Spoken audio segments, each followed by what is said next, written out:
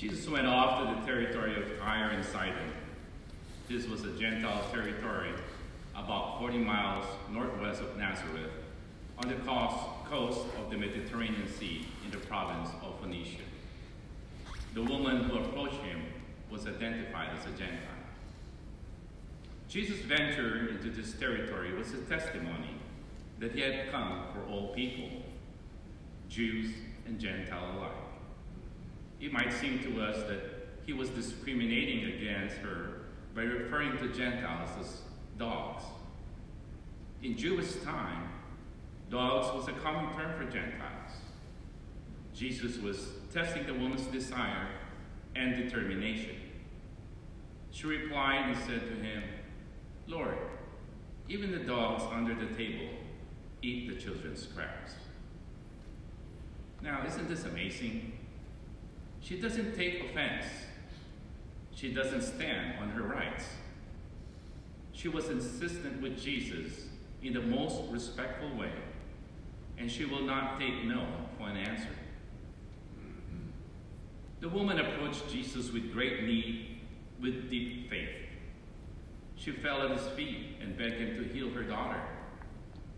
Her response to Jesus' words gave evidence that she hungers for what Jesus could do.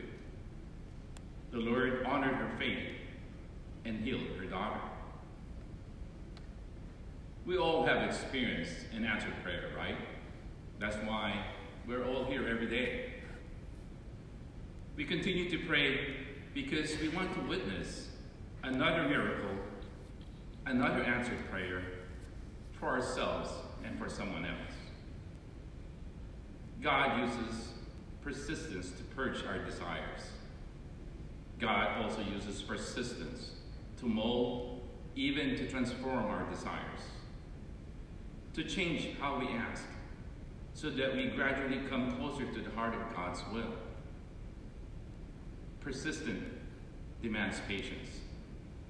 This is the ground of spiritual growth, because our natural inclination is to use God and not to love God. A persistent prayer with expectant faith makes a big difference in our lives and for the lives of those whom we pray for. I pray for my children every day. Just like last Monday, my son called me and asked that I pray for him.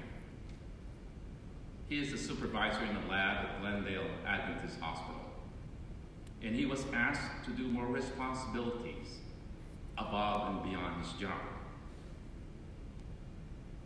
My youngest daughter also called me and told me to pray for her.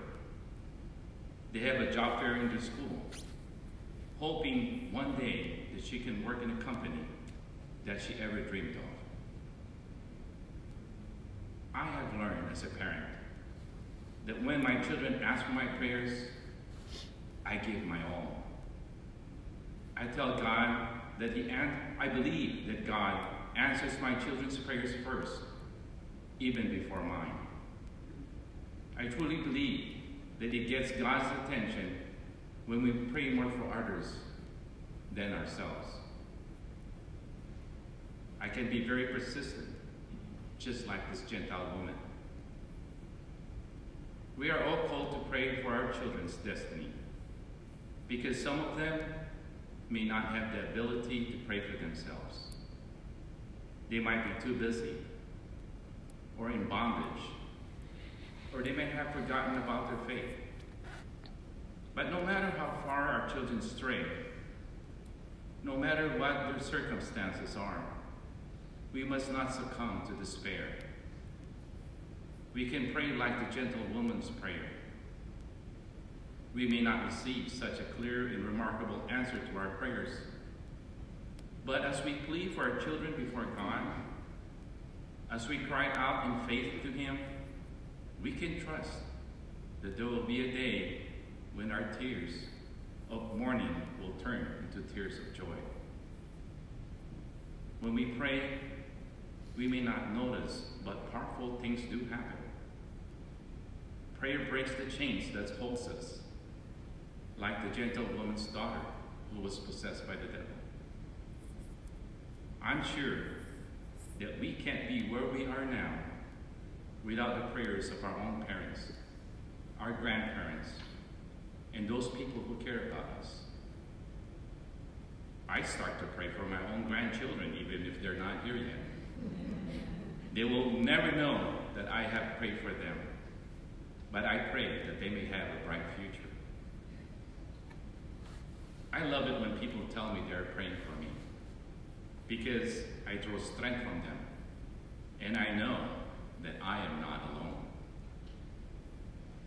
We can let other people know, our children know, that we are praying for them.